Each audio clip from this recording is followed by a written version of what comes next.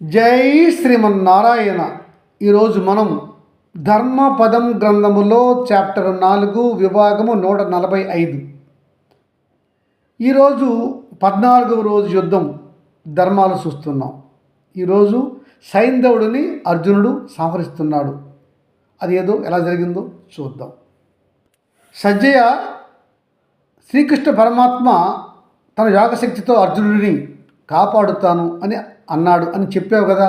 శ్రీకృష్ణుని యొక్క పథకం ఏమిటి, ఎలా అర్జునుడికి సహాయం చేశాడు తన యోగశక్తితో, అది త్వరగా చెప్పు, నాకు ఆతుతుగా ఉన్నది అన్నాడు మహారాజు.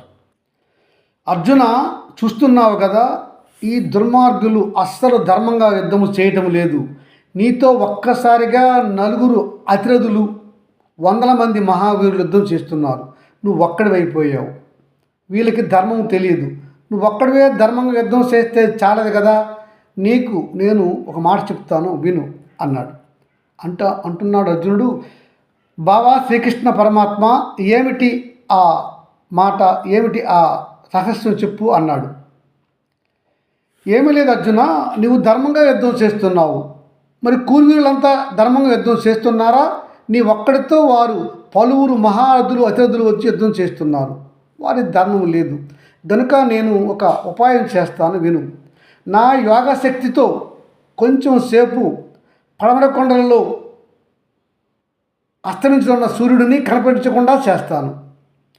కొంచెం సేపు సూర్యుడు అస్తమించాడనే భ్రమను యావత్ మందికి కలిగిస్తాను అని చెప్పాడు శ్రీకృష్ణ పరమాత్మ. బావా, ఇది ధర్మం కాదేమో కదా అంటాడు అర్జునుడు. అర్జున, ఆ కురువీరులంతా నీతో యుద్ధం చేస్తున్నారు కదా, వారు ధర్మంగానే చేస్తున్నారా? నువ్వు ఒక్కడివి. వారు 4-5 మహా అతిరథులు 100 మంది మహావీరులు యుద్ధం చేస్తున్నారు. వారికి లేని ధర్మం మనకి ఉండకూడదు. ధర్మ యుద్ధం వారు చేస్తే మనము చెయ్యాలి. అందుకనే నేను సూర్య భగవానుడిని కనిపించకుండా నా యోగశక్తితో కొంచెం సేపు ఆగుతాను. అప్పుడు ఏం జరుగుతుందో నువ్వే చూడు అంటాడు. అర్జున, నువ్వేమీ బాధపడవద్దు. ఇది కూడా ధర్మ సంస్థాపనలో ఒక భాగమే. ఇది కూడా ధర్మ సూక్ష్మమే అని చెప్పాడు భగవానుడు. అర్జునుడు అయిష్టంగానే ఒప్పుకున్నాడు. సూర్య భగవానుడిని తన యోగశక్తితో శ్రీకృష్ణ పరమాత్మ అస్తమించిపోయినాడు అన్నట్లుగా అందరికీ భ్రమ కల్పించాడు శ్రీకృష్ణ పరమాత్మ. అది చూశారు కువీరులు, సంతోషించారు. ముఖ్యంగా దుర్యోధనుడి యొక్క సంతోషానికి అవధులే లేవు. కేరింతలు పెట్టారు కురువీరులు మొత్తం. అందరూ కూడా, కర్ణుడు, దుర్యోధనుడు, శల్యుడు, దుశ్శాసనుడు, వీరంతా కూడా కేరింతలు పెడుతూ, సూర్యుడు అస్తమించాడు, సైంధవుడు చనిపోలేదు, కనుక అర్జునుడికన అగ్ని ప్రవేశం చేయాలి అని అందరూ కేరింతలు వేస్తూ గెంతుతూ ఉన్నారు. ఈ సమయంలో సంతోషంగా ఉన్నటువంటి సైంధవుడు కూడా గెంతులేస్తూ ముందుకు వచ్చేసాడు. అర్జునుడిగా చనిపోతాడు అనుకుని సంతోషించినటువంటి ఆ సైంధవుడు ముందుకొచ్చి పడమర వైపు ఉన్న సూర్యుడిని చూస్తున్నాడు. సూర్యుడు లేడు, అస్తమించాడు అని అనుకున్నాడు. ఆ సమయంలో శ్రీకృష్ణ పరమాత్మ అంటున్నాడు అర్జునుడితో, అర్జున, అదిగో సూర్యుడు నా యొక్క మాయ నుంచి బయటకు వచ్చాడు, వెలుగుతున్నాడు చూడు పడమరలో. ఇంకొంచెం సేపులో కొండల్లో దిగిపోతాడు, అస్తమిస్తాడు. అటు చూడు, సైంధవుడు కేరింతల కొడుతూ ముందుకు వచ్చాడు. తీసుకో, అస్త్రాన్ని ప్రయోగించు, సైంధవుడిని సూర్యాస్తమయంలోగా సంహరించు అన్నాడు శ్రీకృష్ణ పరమాత్మ. అర్జునుడు చూశాడు సూర్యుడిని. సూర్య భగవానుడు ఇంకా కొంచెం సేపట్లో కొండల్లోకి అస్తమిస్తాడు తెలుసుకున్నాడు. సూర్యాస్తమయం కాలేదు.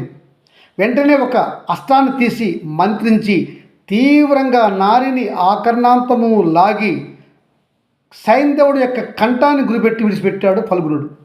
ఆ అస్త్రం వెళ్ళి సైనికుడు అందరిని దాటుకుంటూ వెళ్ళిపోయి చివరిగా ఉన్నటువంటి ఆ సైంధవుడి యొక్క తలను ఖండించి వేసింది. ఈ సైంధవుడి తల భూమిపైన పడకుండా ఆపు అన్నాడు శ్రీకృష్ణ పరమాత్మ.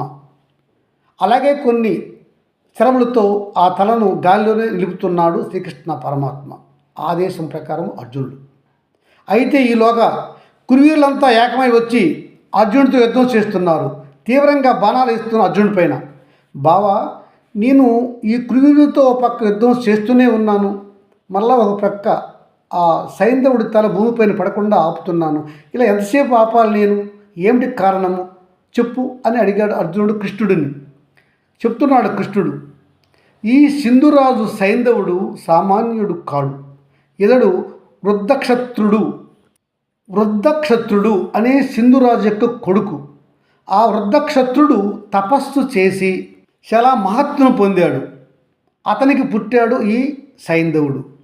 ఆకాశవాణి చెప్పింది వృద్ధక్షత్రుడికి, వృద్ధక్షత్ర, నీ పుత్రుడు తల ఎవరు సంహరిస్తారు? వారు మహావీరులు.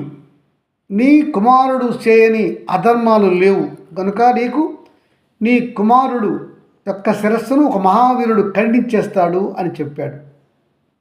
అని చెప్పేసరికి వృద్ధక్షత్రుడు కుమారుడిపై ఉన్న ప్రీతితో, నా కుమారుడి యొక్క తలను ఎవడు సంహరించి భూమిపైన పడవేస్తాడు వాడి యొక్క తల 100 ముక్కలైపోవుగాక అని చెప్పించాడు. అంటే ఇక్కడ వృద్ధక్షత్రుడు శాపం ఏంటుంది? తన కుమారుడు సైంధవుడు యొక్క శిరస్సును ఎవడు భూమిపైన పడగొడతాడో వాడి శిరస్సు 100 ముక్కలైపోవాలని.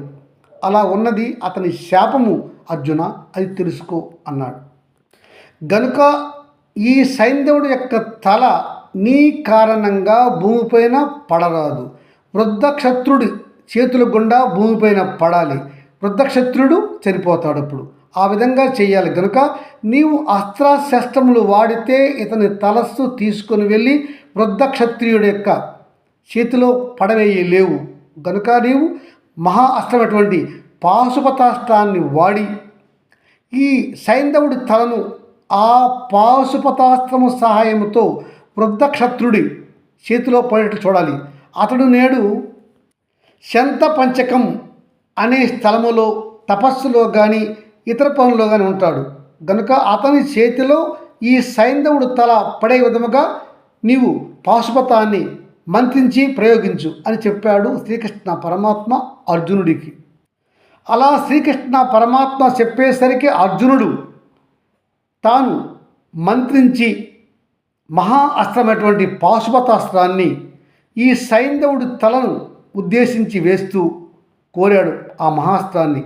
ఈ సైంధవుడి తల వృద్ధక్షత్రియుడి ఒడిలో కానీ చేతిలో కానీ పడాలి అని ఆ అస్త్రానికి ఆదేశాలు ఇచ్చాడు అర్జునుడు.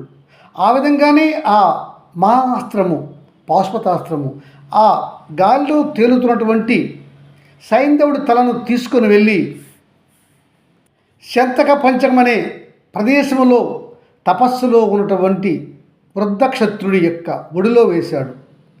వెనక ముందు చూడకుండా ఒక తల వచ్చి తన ఒడిలో పడిందని చూసినటువంటి ఆ వృద్ధక్షత్రుడు ఆ తలను తన చేతులతో తీసి భూమిపైన ఇసిరివేశాడు.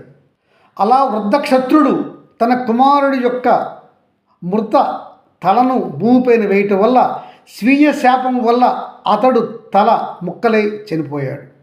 అయితే ఇక్కడ కురుక్షేత్రములో సైంధవుని తల అలా గాలిలో ఎగురుతూ దూరంగా వెళ్ళటాన్ని చూసిన కురువీరులు పాండవీరులు ముక్కుపైన వేలు వేసుకున్నారు. ఈ అర్జునుడి యొక్క అస్త్ర కౌశలము ఎంత గొప్పది, ఎంతటి విలువిద్యగాడు ఈ అర్జునుడు అని అందరూ అర్జునుడు మెచ్చుకుంటూ ముక్కును పైన వేలు వేసుకుంటున్నారు. అలా అర్జునుడి యొక్క యుద్ధ కౌశలాన్ని చూసినటువంటి కురువీరులు పాండవ వీరులు సైన్యం యావత్తు ఆకాశం నుంచి దేవతలకు కూడా అర్జునుడిని మెచ్చుకున్నారు. చూశాడు భీముడు ఈ విషయాన్ని అంతటను చాలా సంతోషించాడు. తన యొక్క శంఖాన్ని తీసి భీముడు గట్టిగా ఊదాడు. ఆ శబ్దము భీముడిదే అని తెలుసుకున్నాడు ధర్మరాజు దూరంగా ఉండి.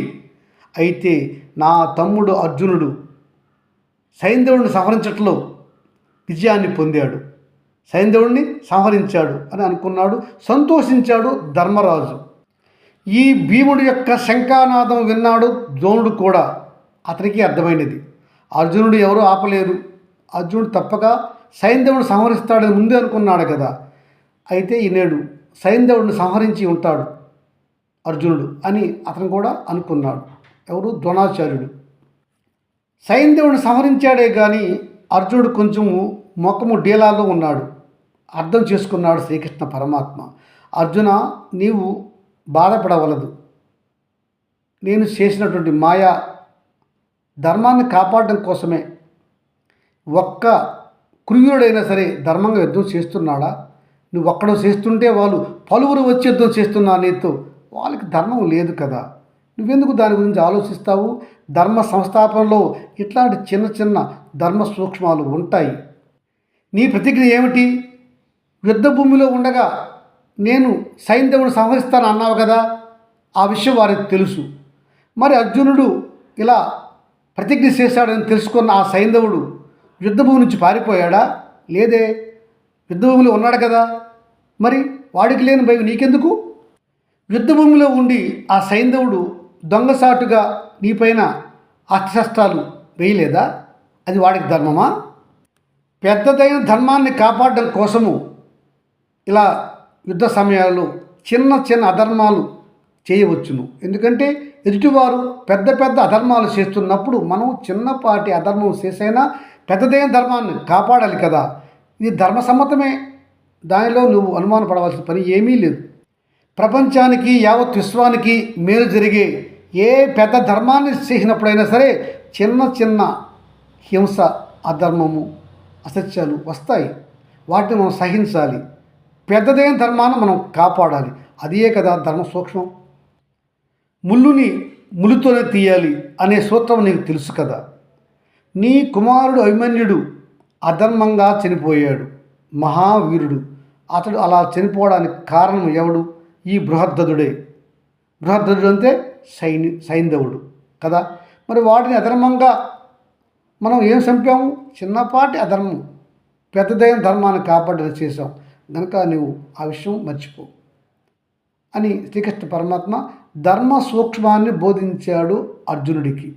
జై శ్రీమన్నారాయణ.